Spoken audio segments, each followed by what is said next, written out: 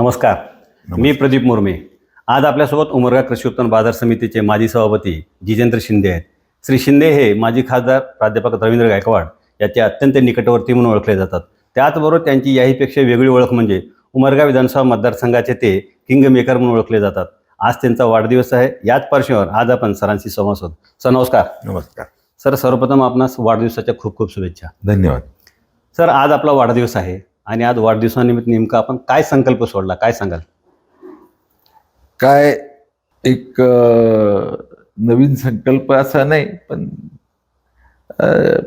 या वर्षीपासून असं ठरवलं की प्रकृतीकडे जास्त लक्ष द्यायचं आहे. गेल्या वर्षभरामध्ये माझ्या 2 शस्त्रक्रिया झाल्या, डोळ्याची आणि मेंदूची. त्यामुळं प्रकृतीकडे जास्त लक्ष द्यायचं असं ठरवलेलं आहे. सर आपली आगामी काळातील नेमकी महत्वाकांक्षा काय काय सांगता येईल मला? महत्वाकांक्षा काय नाही, माझं आयुष्य परिपूर्ण झालेलं आहे. 68 वर्षी नव्यानं महत्वाकांक्षा काय नाही. आता मला 3 नाती आणि 1 नातू झालेला आहे. दोन्ही मुलींना मुली झालेल्या आहेत, मुलाला मुलगा झालेला आहे. सगळे मुली जावाई मुली सेटल्ड आहेत, मुलगा सेटल्ड आहे. परिपूर्ण आहे. आता कौटुंबिक धुरा मुलाच्या हातात द्यायची असा संकल्प आहे. महत्वाकांक्षा काय नाही आता, म्हणजे यापुढे काय महत्वाकांक्षा नाही आहे. वाढदिवसाच्या पार्श्वभूमीवर आपण जर समजा आपल्या जीवनावर मागे वळून बघितलं तर काय वाटतं आपल्याला? मला परिपूर्णता वाटते. असं आहे की आयुष्याच्या प्रत्येक टप्प्यावरती वेगवेगळे महत्वाकांक्षा किंवा वेगवेगळे स्वप्न, भावी आयुष्याबद्दलच्या वेगळ्या दिशा माणूस ठरवतो. पण ईश्वरी निर्मिती अशी असते की आपण ठरवलेलं सगळं पूर्ण होत नाही, वेगळी दिशा मिळते. पण ज्या काही बदल घडले आयुष्यामध्ये त्यामध्ये मी समाधानी आहे. सर उमरगा जे काही विधानसभा मतदारसंघ आहे, या उमरगा विधानसभा मतदारसंघामध्ये आपण किंग मेकर म्हणून ओळखले जातात. माजी खासदार प्राध्यापक रवींद्र गायकवाड असो किंवा माजी आमदार ज्ञानराज चौगुले असो किंवा प्राध्यापक गायकवाडांचे सुपुत्र किरण गायकवाड असो, खासदारकीची निवडणूक म्हणा किंवा आमदारकीची निवडणूक म्हणा किंवा परवाची किरण गायकवाड यांची नगराध्यक्षाची निवडणूक म्हणा, तर ही जी काही निवडणुकीची काही प्रचाराचे जे काही सूत्र असतात पूर्णपणे जितेंद्रजी शिंदे यांच्या हाती असतात असं राजकीय वर्तुळामधून बोललं जातं. आता उद्या परवाच उमरग्याची जी काही नगरपालिकेचा निकाल आहे, तर या पार्श्वभूमीवर काय असेल निकाल, काय सांगाल तुम्ही आम्हाला? एक गोष्ट अशी की मी काय आंधळेपणाने रवी सरांचा कार्यकर्ता झालो नाही किंवा मूळ शिवसैनिकी नव्हतो. मी माझ्या विद्यार्थी आयुष्यामध्ये इंदिरा गांधीचं व्यक्तिमत्व मला खूप आवडत होतं आणि नांदेड इंदिरा काँग्रेसच्या पहिल्या काही सदस्यामध्ये माझी सदस्य नोंदणी झालेली. बरं. आणि त्यावेळेस काही निवडणुकांचा चव्हाण साहेबांच्या असतील, अगर इंदिरा काँग्रेसच्या दुसऱ्या निवडणुकांच्या प्रचाराची धुरा मी सांभाळली होती नांदेडमध्ये. आणि त्याचा काही अनुभव मला पहिला होता, पण राजकारणामध्ये प्रचंड रस होता. अगदी म्हणजे वयाच्या 12व्या-13व्या वर्षापासून मला निवडणुकांचं राजकारण माहिती आहे. 67 साली महाराष्ट्रात ज्या विधानसभेच्या निवडणुका झाल्या, त्या विधानसभेच्या निवडणुकांचा सुद्धा मला पूर्ण मी काय म्हणतात वृत्तांत वृत्तपत्रातही वाचत होतो आणि रेडिओवरही ऐकत होतो. आणि लालबहादूर शास्त्रीच्या मृत्यूनंतर इंदिरा गांधींनी धुरा सांभाळली, पंतप्रधान झाल्या आणि त्यानंतर काँग्रेसमध्ये 2 तुकडे झाले आणि सिंडिकेट आणि इंडिकेट असं जुन्या काँग्रेसच्या लोकांचे सिंडिकेट आणि इंदिरा गांधींनी स्थापन केलेली इंडिकेट असं तेव्हा राजकारण घडलं. आणि कदाचित जनतेला माहीत नाही, बऱ्याच जणांना माहीत नाही, बऱ्याच जणांना माहीत नाही. बरोबर आहे, बरोबर.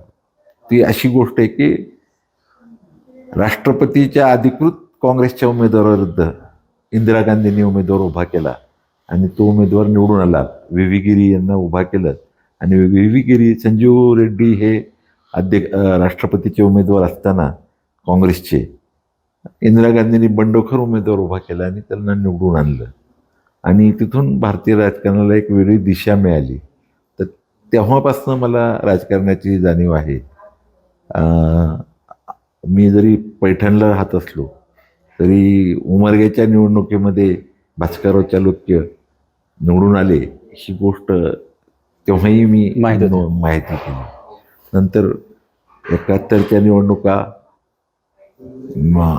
आणीबाणीची लागली 75ला, त्यानंतर 1977ला झालेल्या आणीबाणीनंतरच्या निवडणुका, 1980ला झालेल्या इंदिरा गांधीचं पुनरागमन, इंदिरा गांधीच्या मृत्यूनंतर झालेल्या राजीव गांधीच्या निवडून आले, पंतप्रधान झाली त्या निवडणुका, नंतर व्ही पी सिंग पंतप्रधान झाली ती 89ची निवडणूक, 90ला राजीव गांधीचा मृत्यू झाला, त्यानंतर नरसिंहराव पंतप्रधान झाले ती निवडणूक, रवी सर विधानसभेला उभारले होते ती 90 त्या लोकसभेच्या निवडणुकीनंतर झालेली विधानसभेची निवडणूक, आणि 95ला झालेली निवडणूक. त्यामध्ये 95च्या निवडणुकीमध्ये मी रवी सरांच्या निवडणुकीची धुरा सांभाळली.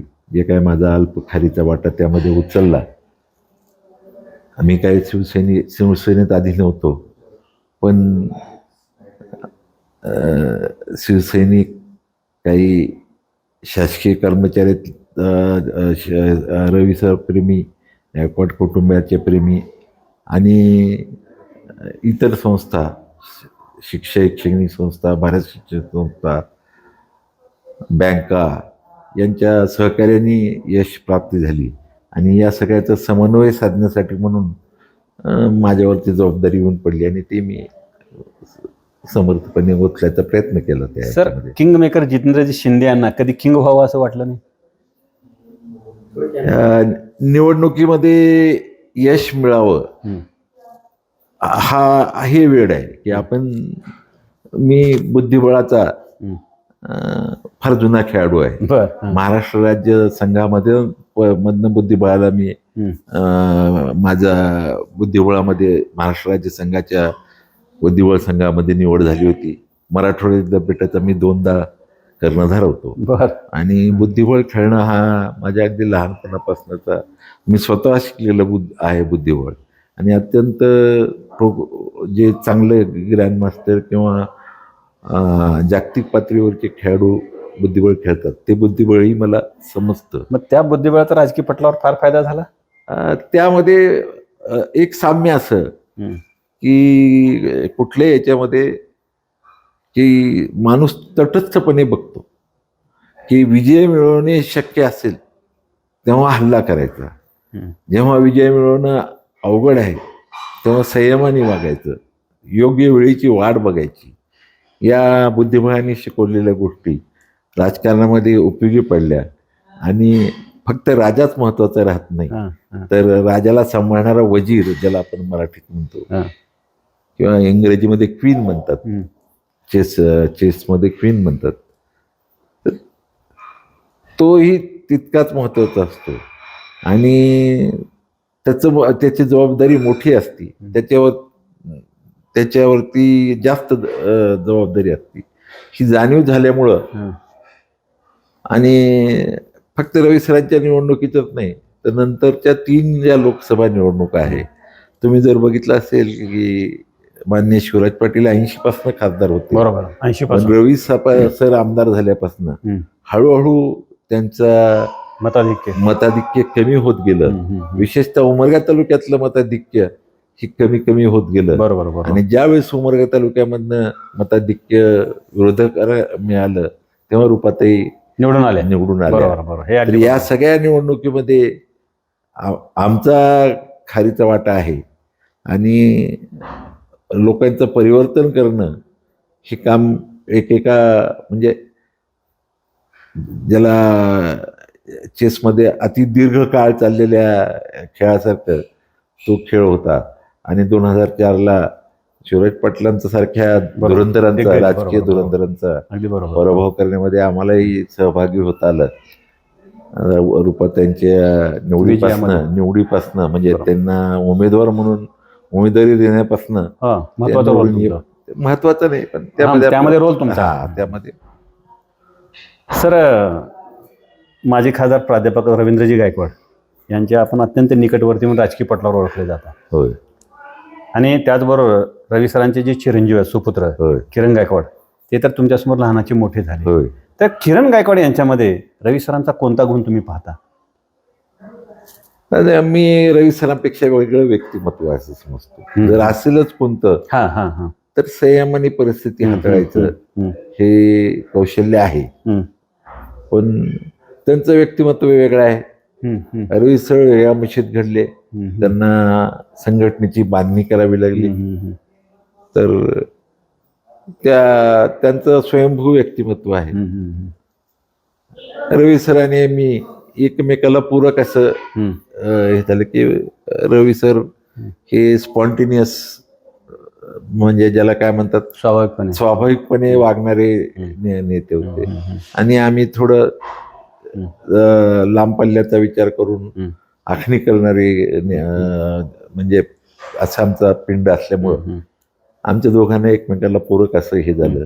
बहुतेक वेळेस आम्ही राजकारणामध्ये एकमेकांना जी आखणी करायचो ती कधी एकमेकाशी बोललेली सुद्धा नसली तरीही एकमेकांच्या गोष्टी ह्या बरोबर ओळखून त्यांचं आणि माझ्या विचारामध्ये एक प्रकारचं या परिस्थितीमध्ये काय करायला पाहिजे हे एकमेकाला न बोलताही आम्ही एकमेकाला पूरक असं वागायचो. आता परवा दिवशी निकाल आहे नगरपालिकेचा, काय असेल निकाल? मला उमरग्याच्या जनतेवर विश्वास आहे. नेहमीच जनता योग्य उमेदवारांना निवडून देत आलेली आहे. योग्य प्रचार करणे ही महत्वाचं आहे. बरोबर बरोबर. चुरशीची निवडणूक झाली आणि आमच्या प्रचाराची दिशा चांगली होती. महायुतीचा आम्ही प्रयत्न केला. दुर्दैवाने उमरग्यातल्या भाजपच्या नेतृत्वाने किंवा कार्यकर्त्यांनी जे राज्य पातळीवर किंवा जिल्हा पातळीवर ठरलं होतं ते ऐकलं नाही आणि ऐन वेळेस काही हे हालचाली वेगळ्या घडल्या घडामोडी. पण नवीन जे आम्ही एक कॉम्बिनेशन घेऊन जनतेसमोर गेलो, काँग्रेस आणि शिवसेना असं, तर जनतेची सकारात्मक प्रतिक्रिया मिळाली त्याला. आणि बहुतेक ठिकाणी एकसंघ प्रचार झाला आणि आमचं टीमवर्क चांगलं होतं. चांगले यश मिळेल असं वाटतंय. अध्यक्षपदाचा उमेदवार निश्चित निवडून येईल. आता निवडणूक लढवणाऱ्याला सगळ्याचे सगळे माग माझ्या पत्नी जेव्हा नगराध्यक्ष झाल्या होत्या तेव्हा सर्वच्या सर्व 18 उमेदवार निवडून आले होते. 18 उमेदवार निवडून आले होते आणि महाराष्ट्रामध्ये सगळ्यात जास्त टक्केवारीने त्या नगराध्यक्ष झाल्या होत्या. शिवसेनेच्या एका दृष्टीने बघितलं तर सर्वात पहिल्या नगराध्यक्षा होत्या. तर तसंच वातावरण ह्यावेळेस होतं असं वाटतंय. आता तेवढंच शतप्रतिशत यश मिळणं शक्य नसतं. बरोबर, प्रयत्न आहे तसा.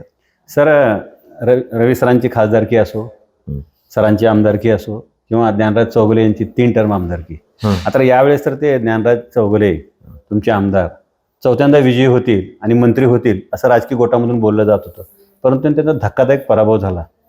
याचं नेमकं आपण राजकीय विश्लेषण कसं कराल, काय सांगाल? पराभव झाला ही गोष्ट खरी आहे. त्यामुळं जर काही चुकलं असेल तर आमच्या आखणीमध्ये चुकलं. शिवसेनेचे 2 गट झाल्यानंतर नव्यानं बांधणी करण्यामध्ये काही उणिवा राहून गेल्या किंवा निवडणूक काळामध्ये विरोधकांची म्हणजे काय म्हणतात त्याला डावपेच नीती डावपेच म्हणा, त्यामध्ये अनेक परस्पर विरोधी घटक एकत्र आले. फक्त आमच्या उमेदवाराला किंवा आम्हाला विरोध म्हणून एकत्र आले. तर यासाठी आमची पूर्वतयारी नव्हती आहे असं म्हणायला पाहिजे आता मागं वळून बघताना, की आम्ही त्यामध्ये त्यांची हे करण्यामध्ये, नीती भेदण्यामध्ये कमी पडलो असं वाटतंय त्याच्यामध्ये. सर, आज आपला वाढदिवस आहे. हं. उमरगा ही आपली जन्मभूमी आहे आणि त्याचबरोबर उमरगा ही आपली कर्मभूमी आहे. माझी तर या जन्मभूमी उमरगा नाही आहे. जन्मभूमी नाही का?